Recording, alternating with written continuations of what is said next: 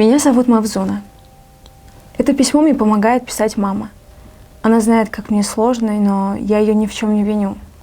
Мы хотели всегда быть вместе, но жестокость людей нас разлучила. У меня синдром Дауна.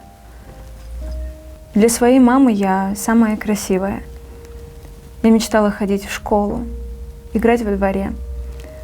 Но стоило только выйти на улицу, соседи начинали странно оборачиваться в нашу сторону.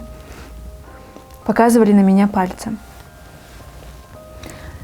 А взрослый дяденька, наш сосед, завидев нас, начинал кричать, что в нашем доме нет места для слабоумных. Кричал, что мы пугаем здоровых детей. Когда такие крики стали постоянными, мама начала бояться, что агрессивный мужчина набросится на нас. Мы перестали выходить во двор. Потом пришло время идти в школу. Мы были счастливы. Я знала, что мама все уроки стоит под окнами школы и тихонько плачет, хотя сама была счастлива. Мне очень понравилось в школе. Дети были добры ко мне, играли со мной, но только не моя учительница. Для нее я не существовала. Когда всем раздавали учебники, про меня она будто забывала. Моя мама не выдержала и спросила, почему у нее такое отношение ко мне. На что моя первая учительница ответила, что я все равно слабоумная и нет никакого смысла в моей учебе. Мама молча взяла меня за руку и увела.